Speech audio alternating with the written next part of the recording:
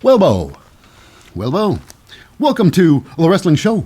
I'm your most fickle host, Lip Hazlewood, and this is a very cynical look back at the latest episode of Representing the WWE and live from the Performance Center in Orlando, Florida. It's the NXT air date, June the 27th, 2023. This episode is The Road to Payback, and it's the second week of Gold Rush, final week. Now, before we dive into the show, just a quick shout out to the non-competitors. That's right. First, he's the man that makes all the decisions, representing the man of the NXT. He is Shawn. That's right, Shawn Michaels, with theme music and all. You have to do it if you're introducing him. And next, getting all the pre-match interviews and all the backstage scoops, it's today Mackenzie Mitchell. And of course, going into the ring with the announcer of NXT, it's Alicia Taylor. And last but certainly not least, it's the commentary crew. The play-by-play guys, they're the hosts, and I even call them the narrators of the whole damn show. They are the team of the two-time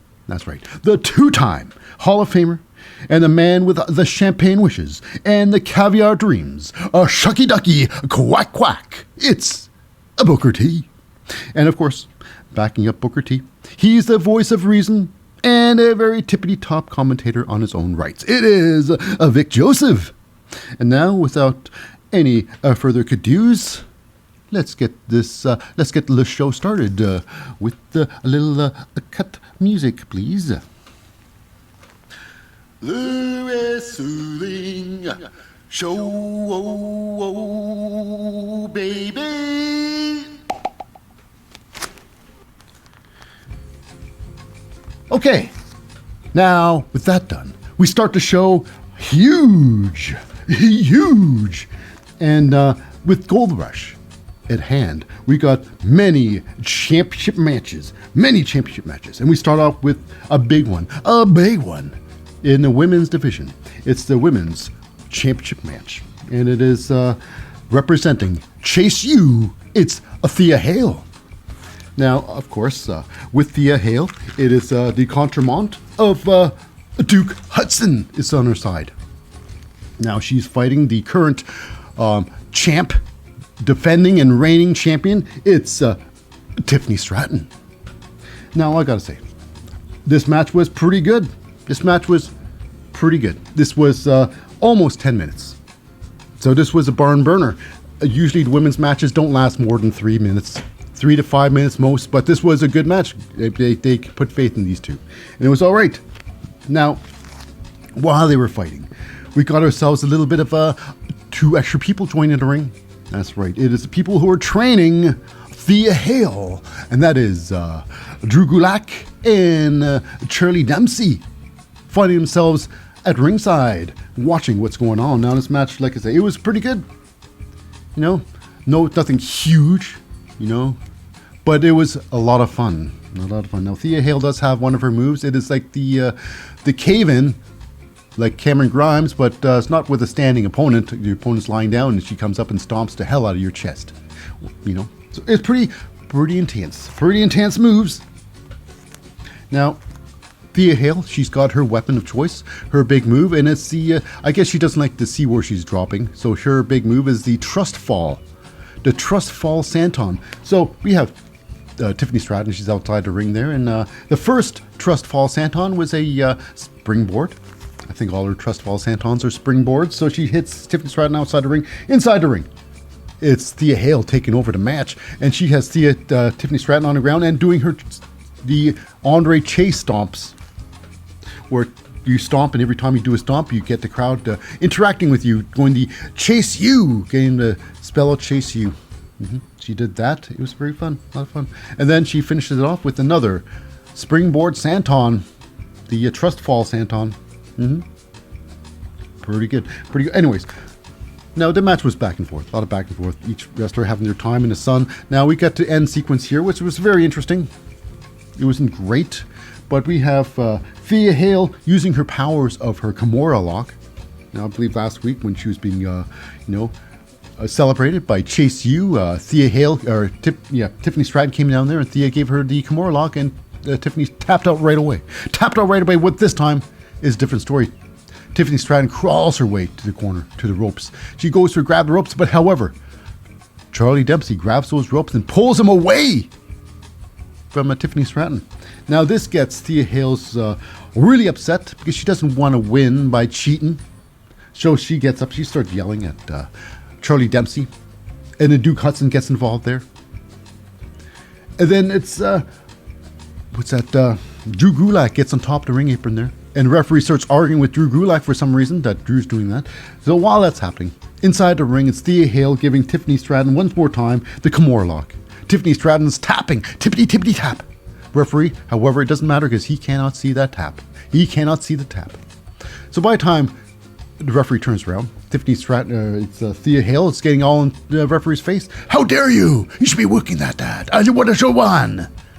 She said just like that too, just like Santino. So while she's arguing with the referee, it is Tiffany Stratton with the schoolgirl roll up on Thea Hale. Winning the match is over with the schoolgirl. That's right. I always say whoever takes the roll up is also taking it in the rear. I say it's a terrible way to lose, but it's the way Thea Hale loses. But Tiffany Stratton celebrates her big victory and leaves. However, in a ring there, someone's to blame for Thea Hale's loss, and then it's Drew Gulak and Charlie Dempsey taking out on Duke Hudson. Piece of making Thea Hale weak. So they start putting the boots on Duke Hudson. Thea Hale not sure what to do. But however, coming to join the fray, it's Andre Chase. Now, I've been saying that the possibility, what if Andre Chase is not around anymore? What if he started Chase University and that's all? He made something bigger than himself and they don't need him anymore. But I was wrong on that. He was just injured. So they said what they said is true. He's just injured. So he's back. I thought if Chase returned, and he did return, if Chase returned, he'd have some sort of new look.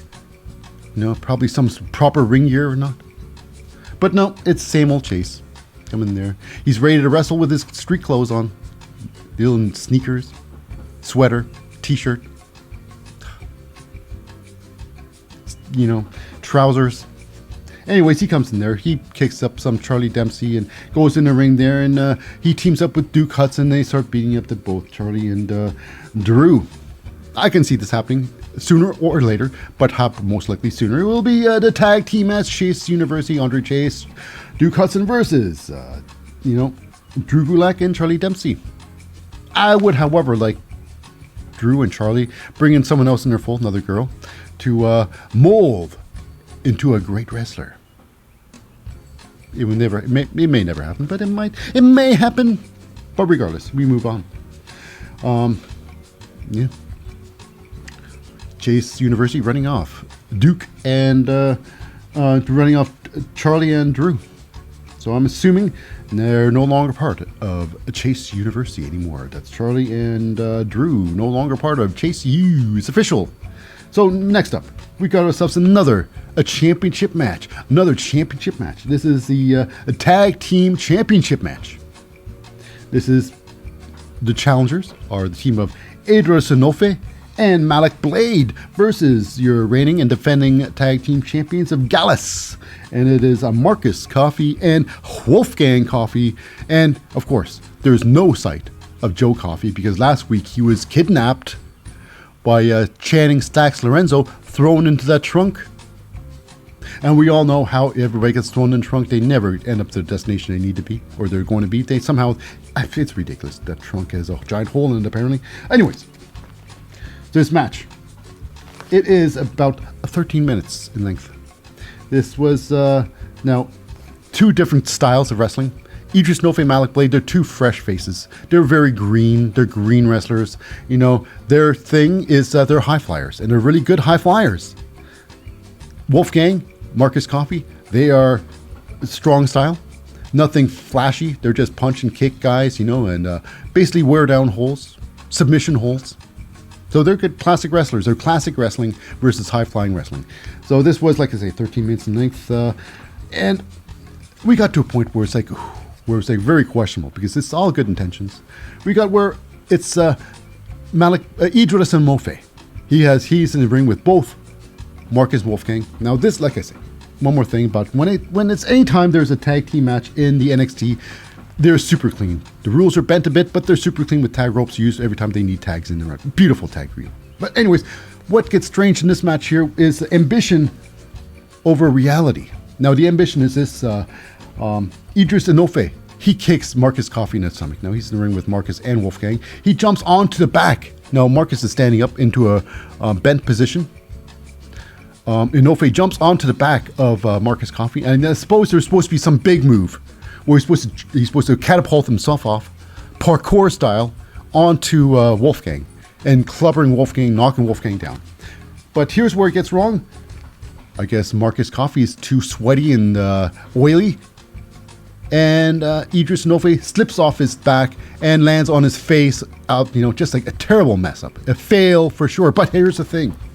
Because these matches are so scripted, there's no time for error.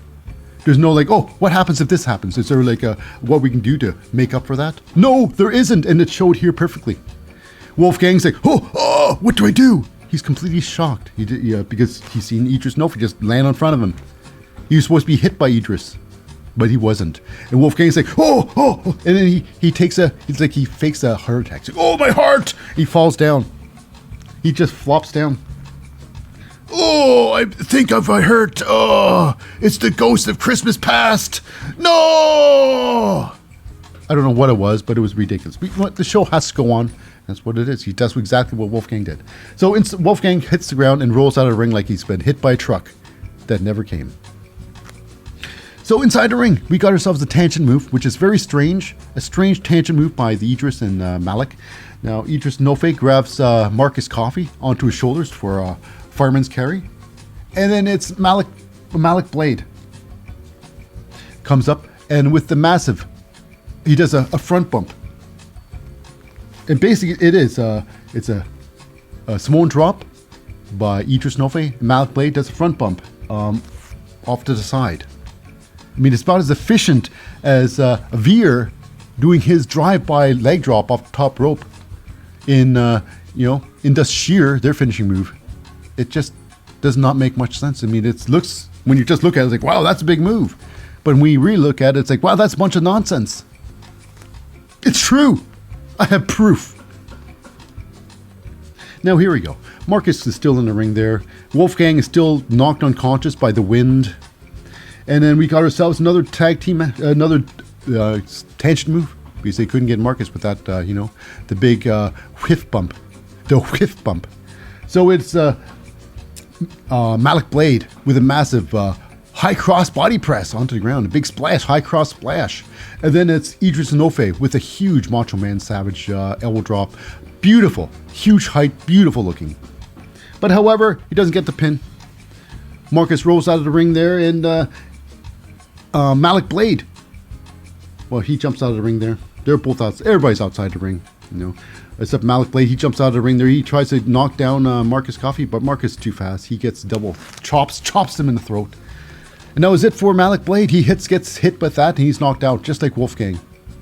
Except worse, he almost dies outside the ring. It's ridiculous. So now, Marcus and Idris Enofe start battling a little bit outside, in front of the steps, where we have ourselves a little bit of Mr. Channing Stacks Lorenzo, see? Channing Stacks Lorenzo. Channing Lorenzo comes up there, and he wants some payback for what's going to happen with Tony D'Angelo or something like that. So he figures he's got Marcus Coffey in his sight, and he goes for a jumping European uppercut. But however, he knocks down Idris Enofe out of his boots, baby! Now, Wolfgang, Marcus Coffey back inside the ring there. And then it's Chang Stacks Lorenzo. Is he helping or hurting Malik Blade or Idris Enofe, the team? Or is he trying to hurt the Gallus? Apparently he isn't. I think he's actually helping Gallus, because he picks up Idris Enofe, throws him into the ring to the Wolves gang and Marcus Coffey, where they do the finishing move. Wolfgang gets Idris Enofe on the shoulders for a fireman's carry. Marcus with a flying knee to the head. And the finishing off the move is a flapjack Wolfgang to Edris Enofe. Done and done. 13 minutes. Now, after that, we go backstage with the Meta 4. The Meta 4, because there's 4 of them, and it's a metaphor for, I don't know. So it's Noam Dar, Mr. Piggy Tails. Noam Dar, he just loves it. It's twisting his hair into little piggy tails. It's so cute. His teammate, Oro Menza, Jakira Jackson, and Lash Legend. And they're going on about how they're happy about winning, and they're actually challenging Ronda Rousey and Shayna Baszler. After all, Ronda and Shayna, they're the unified champions. They can go anywhere they want, So we're going to see something like that. I think, regardless of what I think, let's move on. Anyway, let's move on. There's other stuff to happen, but it's irrelevant. It's Mackenzie talking about the Heritage Cup, and Noam Dar is still sour about that because Oro Menza lost the cup for it. It's a story. It's a story. But we move on to another story that even less people care about. It is in the ring with Schism, the open family forum. Ava Rain's all worried about keeping Schism together. I don't know why Ava even cares. She's brought into the fold last. She's just brought into the fold with... Obviously, we all know why Ava Rain needs Schism together. Because Ava Rain, she's not a wrestler. She needs to hang around the people who know how to wrestle. At least 2 of them do. And it's the dyads. Rip Fuller and Jagger Reed. So, the whole thing is this. They're falling apart. They're falling apart, and it's Joe Gacy's... it's a whole not thing. No one really cares about this segment. So, I'll just say what happened. It's Dyads. Jagger Reed, he feels that he joining the Schism, he was told that they're supposed to be improved on and be better. But he's finding out that they've been doing nothing but losing, and the only person that's benefiting from having the grizzled young veterans on their team is Joe Gacy. And Joe, he's got this calmness about him, his talk, and it's just like a schizophrenic psychopath would talk like, try to manipulate you. He's saying that the Rip Fuller and Jagger Reed were nothing without him. Really? I don't think so. They were in a losing streak, but you know what? They were one of the best tag teams in the world. Former tag champions. And after, it's ridiculous. Whatever's going to happen there, it's going to happen. Are they going to be together or not? Does it really matter? No. I don't think so. It doesn't bother me anything. Joe Gacy, I really don't care for the dude. I don't care for the dude. If he's here or not, it doesn't make any difference to me, I'm afraid. So with that said, we got ourselves a conflict here. We got ourselves what's left of the Diamond Mine. Brutus and Julius Creed and Ivy Nile out there. And basically Julius saying that Joe Gacy is a cancer to the NXT. He pretty much is. He is. He's Joe Gacy. The whole thing with the Dyads, they changed all the time. They were like the Christian group to like the Ragabond. Then they had they go through so many changes. They don't know what they are. But right now, Joe Gacy's in his Grand Theft Auto mode. His Grand Theft look. So lame. So that's basically a challenge. It's going to be in... Joe Gacy decides to make a match. It's like the loser of this match, this tag team match, will leave the NXT. And who's in this match is, Brutus and Julius Creed versus the Dyads, Jagger Reed and Rip Fuller. So he made a match on their behalf that determines their career. Now, I think this. I truly believe the Dyads will lose and they will move on to the main roster as the Grizzled Young Veterans, as a tag team there. Because I know the WWE, they're trying to change their thing around. They're trying to reinvigorate, again, the tag team division in the main rosters. SmackDown and Raw. I believe the Grizzled Young Veterans will be a welcome. I believe they'll be welcome in whatever Raw or SmackDown brand they go to. I think it can only build their division. Anyways, I could be wrong. Hell, the Diamond Mine could be moving on, but I doubt it. Diamond Mine they're still so green. They need a lot of work.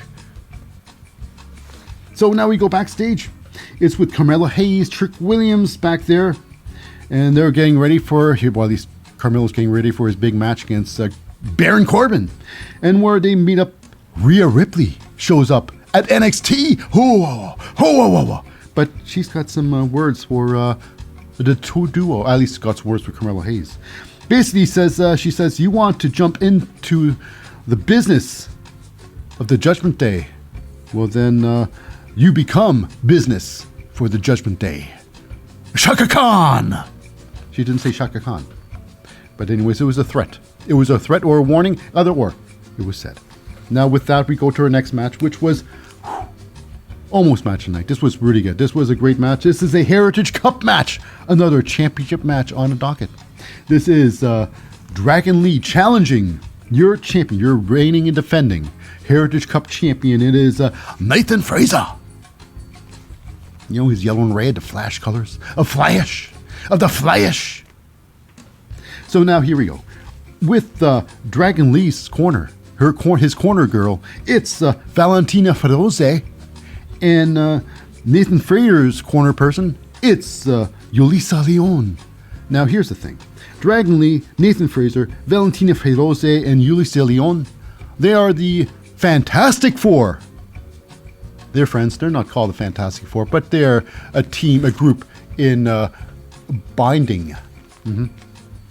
So anyways, this match here. How does it go? The first round, no one wins. Nobody wins. Now here we go. Second round here. Dragon Lee he's on top rope there. He goes for a Hurricanrana onto, Nathan Frazer. He throws him down there. But however, Nathan Frazer keeps on with the roll with like a sunset flip roll up, and he rolls up, Dragon Lee with a minute 53 left in the first round. In the second round. Now third round, nothing happened. But we got some amazing tope suicidas. Now I gotta say, Dragon Lee, he's got his highest flying skills right up there with Ricochet. Damn good. Montez Ford, right up there. Just absolutely one of the greatest in wrestling. His tope suicida is the most dangerous in all of wrestling. And he nails it. He goes over the top rope, squashing Nathan Frazer on the bottom. So yeah, that is most dangerous. The second one is, of course, Nathan Frazer. He does his tope suicida. He goes through the second and third rope. Different angle, but nevertheless, dangerous as hell. But he aces that too. Incredible match. This was, like I say, this is, almost match of the night. Now we got ourselves round 4. Dragon Lee. He gets Nathan Frazer to do one hell of a powerbomb, a surprise powerbomb smash. It's all tied up. However, the fourth round was pretty intense. Very intense. It's Nathan Frazer.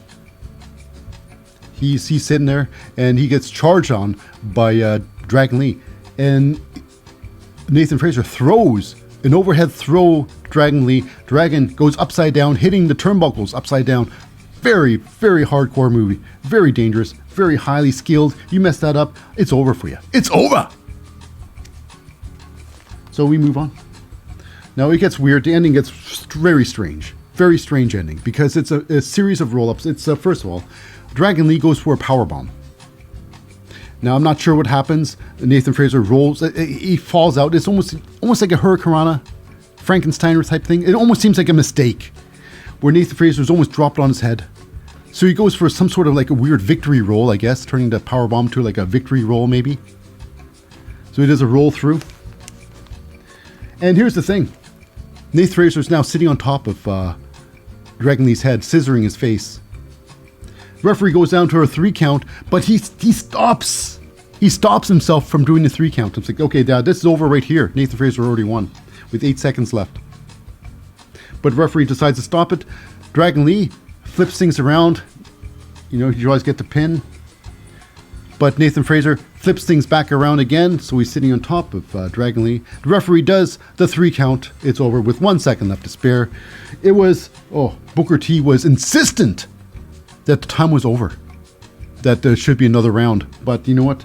It is Vic Joseph who put him straight. He said, nope, you're mistaken. He didn't say that. But he did say, we would take a look again at the replay. And of course, Booker T was proven wrong. But nevertheless, so Booker T was on top of his game. Other than that, But Booker T was very, very good, very funny, and very incisive, and very talkative. But he's always talkative, Instead of he was always talking. Then moving on. Now we got ourselves the end of that match, and it's all good sportsmanship. Not enemies, still friends. They hug it out, baby. They hug it out. So yeah, the Fantastic Four, they're still good. When I say Fantastic Four, of course, it's Dragon Lee, Nathan Fraser, Valentina Feroz, and Ulysses Leon. So now with that, we go backstage with Wesley and Mustafa Ali. It's like, hey, what do you think? Yeah. My God, Mustafa Ali, very selfish man. Makes it all about himself. He says he's positive, but he's positively all about Ali. So then we got ourselves, what's his name? Taller Bite comes out there and he's all upset. Oh, you did a crappy job at referee. You was all cheating and stuff. It's like, Danny, it's what I thought was true. It's like, you know what? It's he did fast counts, but he did slow counts, but he did it for both. So it doesn't really matter. So they got like upset. Then Wesley's like, well, this is ridiculous. I'm out of here. So yeah, the beef between Wesley and Ali, what's the name? Mustafa Ali. They're gonna have a match coming up. But yeah, I can see one day they're going to have a triple threat match, all three of them for the North American title. That's going to happen. This trio is not done fighting altogether. So next week it's going to be Tyler Bate and Mustafa Ali. And week after that, I'm sure it's going to be the triple threat somehow. Somehow it's going to be a triple threat in the future. Somehow, some way, it's going to be. And speaking of Dutch, we go backstage. It's with Robert Stone. Robert Stone with Von Wagner. Von Wagner is all upset because everybody found out that he's got that missing brain syndrome, where his brother's brain was put into his head. Yeah, that's not true at all. He got the solid skull syndrome as a baby, and he can't handle it anymore. Taking a step back, maybe sharing that information was too much for Von Wagner's fused skull syndrome can take. Anyways, moving on. So Von Wagner, he's doing a lot of nothing these days. He's a free agent, and all he's doing is pushing his storyline with him with his, the frozen skull, the fused skull syndrome. For months, he's been doing nothing. Months! Well, about a month. Anyways, next up, we got ourselves another match. This was, the women's division. Kiana James versus Gigi Dolan. Now, usually, these two girls, like all the women's matches, they're under 5 minutes. Gigi Dolan, her matches are about 3 minutes. But this one here was almost like the first one. Thea Hale, Tiffany Stratton. This was almost 10 minutes in length. This was a barn burner. I liked it. I enjoyed this. Now, I say Gigi Dolan is the most sexiest woman in NXT. She has got the sexy factor. She is one sexy woman. And I will keep on saying that because she is. It's true. Versus Kiana James. This match here, now, their skill level is mediocre. They're still rather green. But I'm glad this match stretched for so long. There's a lot of back and forth. Now, I believe Gigi Dolan has a move, and I'm calling it. It's called the Eat the Cheeks. That's right, Eat the Cheeks, because Gigi Dolan's got a nice cheeks on the behind. So she comes up there and she slaps those cheeks onto Kiana James' face, and then follows up with a basement drop kick, baby. Very impressive, very nice looking moves. Now Gigi Dolan has this pin move, a very beautiful pin, and literally, I'm surprised Kiana James kicked out of it because it's almost impossible to kick out of this pin because Gigi flips over. She gets the opponent on her back, obviously, because you got to get them on their back to pin, and she match books them over. So they're match booked over, and then she lays backwards on top of the legs. And that's a tough one to get out of. That's a tough pin to get out of. I mean, you got to really kick out of that pin because you're good. You're dead to rights with that pin. But she gets out. The match goes on a little longer. Now it comes to a point where I guess Kiana James decides to give up on the match. She crawls to her corner, grabs her briefcase, her little satchel, and she goes to threaten Gigi Dolan with it. She runs up and she tries to swing her out of the head. She misses. She throws the briefcase down. Gigi Dolan turns around and spin kicks her right in the face. Whacko! A spin kick. And then she does the finishing move. It's the crucifix bomb. I believe she's calling it something else. Just be like the toxic thing, the toxic drop. So this crucifix bomb, it's not really it's kind of a crucifix, but basically it's set up with an abdominal stretch. She gets you Gigi gets you in the abdominal stretch and then finishes off with a back bump. Takes a back bump, and that's the finishing move. It looked good there. 1, 2, 3. It's over. Gigi Dolan with a big victory. Now, after the match, Kiana James is not done. She attacks Gigi with her briefcase bag, smashes her top to head, and then now Kiana James got one beautiful move. It's a beautiful finishing move. It's basically it's a swing blade flatliner. Swing blade flatliner. She starts with sling blade and she ends with a flatliner. Beautiful, beautiful move. So she knocks down Gigi Dolan, and she then after that starts pouring paint on Gigi Dolan. Not one color, but 2 colors. Now, they are the colors of her hair. How ironic. Perfectly matches her hair color. Orange. And Mets blue. New York Mets blue. I believe this is just something. This is going to be added to her gimmick. Because Gigi Dolan, she's got to grow. She's got to get out of the toxic attraction gear and get into gear, Gigi Dolan gear. Who is Gigi Dolan? And I think Gigi Dolan is orange and blue. So she's going to be vibrantly orange and she's going to be vibrantly blue. Whether she's going to be painting her body on a regular basis, I do not know.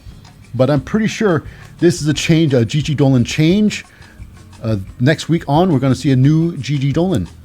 And thank goodness, because, I like to see Gigi Dolan a lot. She's great. I'm a big fan of Gigi Dolan. And to see a new gear for Gigi will be just even more fantastic. I can't wait to see what Gigi 2.0 will be. Okay, now we go to something very strange. It is supposed to be a vignette with Tony D'Angelo in jail. Still in jail for some reason. In jail. And he's getting visited by Joe Coffey. Now, last time we seen Joe Coffey, he was kidnapped by Channing Stacks Lorenzo, stuffed into the trunk. Now he's there. And surprise to Tony D'Angelo. So now here's the thing. What's going on with Channing Stacks Lorenzo? Apparently, Channing Stacks Lorenzo, he's tired of being the underboss. He wants to be the boss full time. Now, here's the problem. Why does Joe Coffey care at all about what Channing Stacks Lorenzo wants to do?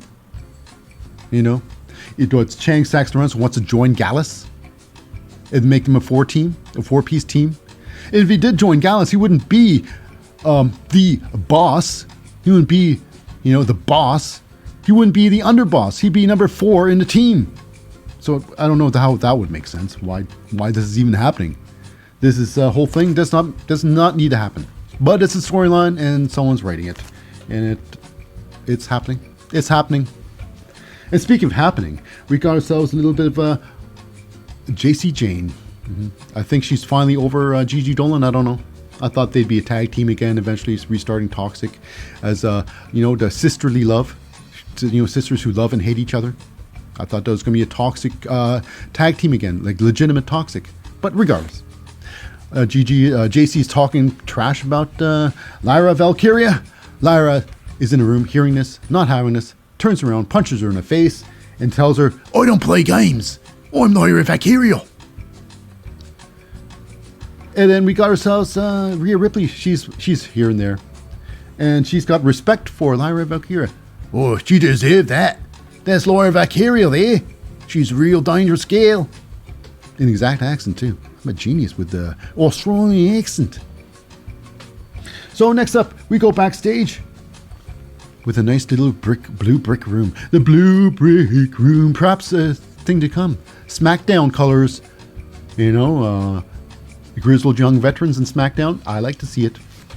Anyways, it is the Dyads at the time. Rip Fuller, Jagger Reed, incensed with the decisions Joe Coffey made earlier on, making them fight for their tag team career in the NXT. Ava Rain's an avid supporter of Joe Gacy for some strange reason. Okay, so yeah, It's basically they're upset. How dare he do that to us? How dare he? Even though, yeah. Anyways, it's a segment I don't much care about.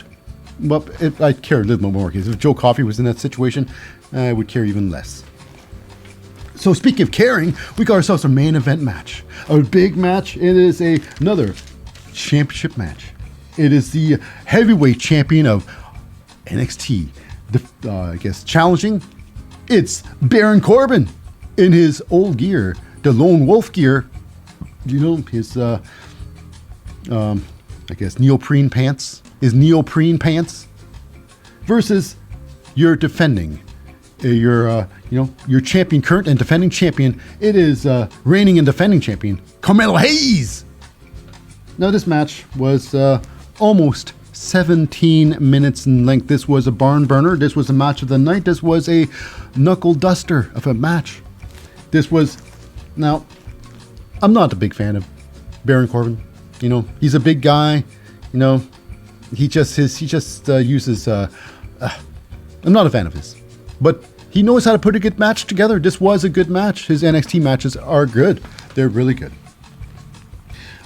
But however, I knew who was going to win this match, and Carmelo Hayes was going to win this match. Baron Corbin, he's just another Apollo Crews, you know, just there to make other people look good. Because who else is there in the main NXT roster? You know, who else is the NXT roster in a position to challenge Carmelo Hayes right now? Nobody. You know, maybe the bizarre one. You know, I don't know, Ilya Dragunov one day. But I don't know, right now there's nobody in sights. So what happens in this match? This match, like I say, was almost 17 minutes in length. Carmelo Hayes doing his massive high-flying moves outside the ring. Oh my goodness. He goes on top rope with a massive, body press, almost missing. You know, Baron Corbin. But they fight outside for a good 45 seconds. The referee doesn't care too much. Oh well, it's happening. I'm not gonna disqualify anybody. It's not a great thing to do. Anyways, so they fight outside there. Corbin gets the best of Carmelo Hayes, ends up throwing back into the ring and whatnot. Now we have a moment here, another outside the ring moment, where this is the 45-second moment. They go outside the ring. Carmelo Hayes out there. Baron Corbin, he pulls a perfect Otis, the 4-point Otis, where he charges Carmelo Hayes and goes head first into these steel steps. But however, like I say, these steel steps really don't matter. You know, we hit them or not. It's like hitting a pillow, apparently, because after hitting those steel steps, Baron Corbin actually gets Carmelo Hayes into a power bomb and power bombs him into the commentating table, bending the apron part on top of the table.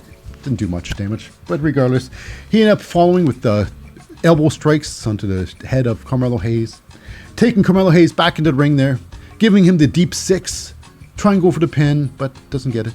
Eventually, Baron Corbin gets, he tries to get the, the end of days. Tries to get the end of days on Carmelo Hayes. He hits him up there, but Carmelo Hayes, I guess he reverses it with the headlock takeover. So he goes flying outside the ring. And outside the ring, he's standing on the apron. They scuffle a bit inside and outside. Carmelo Hayes jumps up, a springboard, actually a slingshot DDT on the hardest part of the ring. They say the hardest part of the ring, the near the apron. Carmelo Hayes then rolls Baron Corbin back in the ring there. Goes on the top rope, and with the nothing but net, the top rope leg drop finishes it for Baron Corbin. Like I say, about 16 and a half minutes. I knew who was going to win. I knew who was going to lose. But it was a good match. A lot of fun. It was match night because it was intense. But I know who was going to win that match, no doubt. But